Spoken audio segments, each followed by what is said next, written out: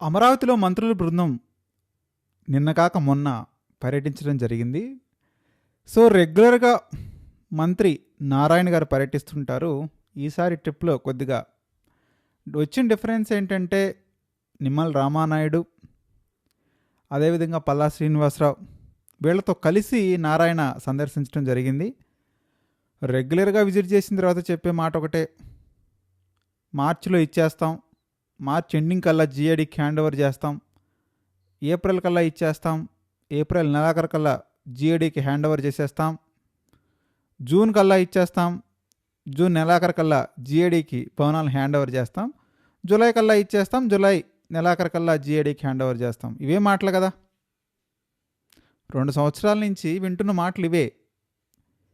వీళ్ళే చెప్పారు 80% 90% వర్కులు ఫినిష్ అయిపోయినాయి 2019కి ముందే, జస్ట్ బిఫోర్ ఎలక్షన్స్ వచ్చాయి, లేకపోతే 2-3 నెలల్లో పూర్తి చేసేసి హ్యాండ్ ఓవర్ ఇచ్చేస్తామని వీళ్ళు చెప్పారు. అంటే నేను కొత్తగా ఎక్కడేం ప్రదర్శించట్లా వీడియోలు, ఎందుకంటే ఇది రెగ్యులర్గా జనం ఫాలో అవుతున్నారు, వాచ్ చేస్తున్నారు, వాళ్ళకి విజిబిలిటీ ఉంది.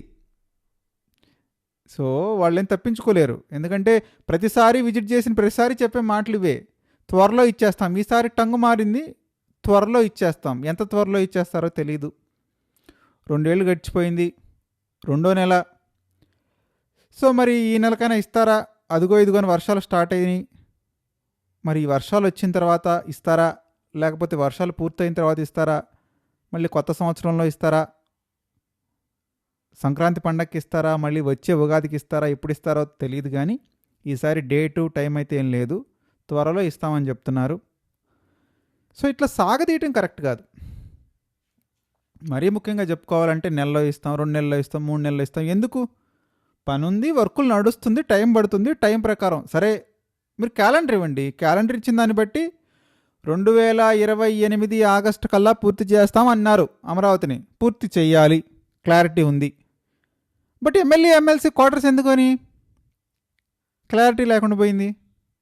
క్లారిటీ ఉండాలి కదా. ఇప్పుడు మీరు ఒక మాట చెప్పారంటే దానికి చాలా అథెంటిసిటీ ఉంటుంది. ఫస్ట్ ఆఫ్ ఆల్ ఒక మంత్రి హోదాలో కానీ ముఖ్యమంత్రి హోదాలో కానీ ఒక మాట చెప్పారంటే దానికి ఒక శాంటిటీ ఉంటుంది, జనం కూడా వెయిట్ చేస్తారు.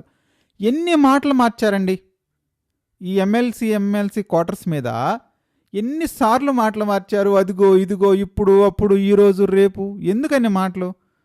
సో డేట్ 2027 జనవరి 15కి సంక్రాంతి సందర్భంగా ఓపెన్ చేస్తాం, వెల్ అండ్ గుడ్, అయిపోయింది. అప్పుడు దాకా వెయిట్ చేస్తారు కదా జనాలు. ఎందుకు అనవసరంగా విజిట్ చేసిన ప్రతిసారి 15 రోజుల్లో ఇచ్చేస్తాం, నెలలో ఇచ్చేస్తాం, 2 వారాల్లో ఇచ్చేస్తాం? జస్ట్ మీరు ఒకసారి గూగుల్లోకి వెళ్ళి టైప్ చేయండి ఎన్నిసార్లు నారాయణ గారు విజిట్ చేశారో, ఎన్నిసార్లు చెప్పారు. 10 సార్లే చెప్పుంటారు జిఏడికి ఇచ్చేస్తున్నాం అని. సో ఓకేనండి, భవనాలు ఇచ్చేశారు.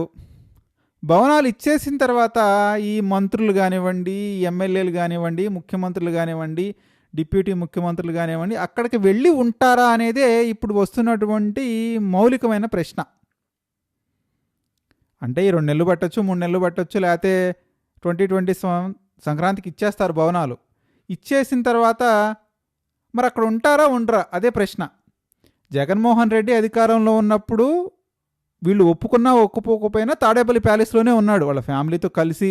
సెట్టింగ్లు వేసి పూజలు చేశారా, సెట్టింగ్లు వేసి పండగలు చేశారా, వాట్ ఎవర్ ఇట్ ఈస్, ఆ సెకండరీ థింగ్. అక్కడైతే ఉన్నాడు, తాడేపల్లిలోనే ఉన్నాడు.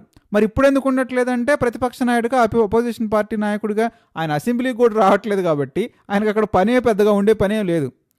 సో ఏదో వీకెండ్లో బెంగళూరు వెళ్ళిపోవటమో చేస్తున్నాడు, వీక్ డేస్లో అప్పుడప్పుడు వచ్చి మీడియా ముందు అదేవిధంగా ఆ పోరాటం ఈ పోరాటం, ఆ యాత్ర ఈ యాత్ర అని ఏదో ఆయన పని ఏదో ఆయన చేసుకుంటున్నాడు.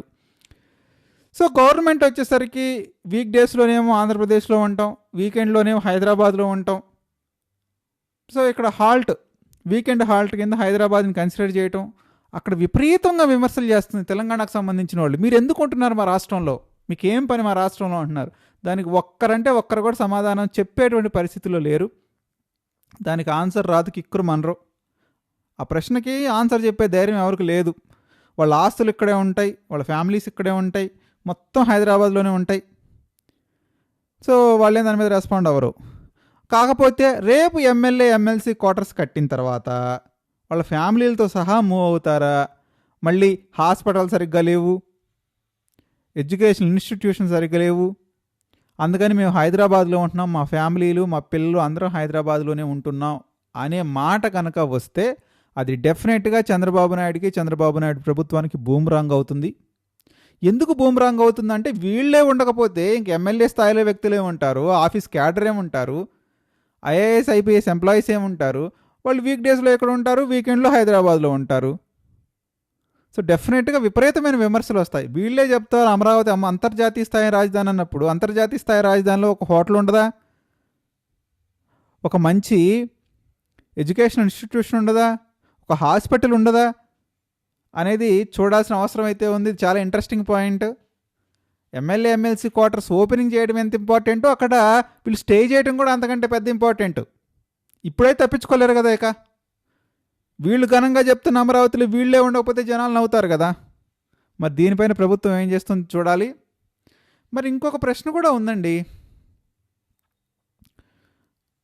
ఇంత అద్భుతమైన రాజధానిలో ప్రభుత్వ ఇన్స్టిట్యూషన్స్ ఉండవా? అది ఇంకో వీడియోలో చేయడానికి ట్రై చేస్తాను. మర్చిపోకుండా లైక్ చేయండి, కామెంట్ చేయడానికి ప్రయత్నించండి.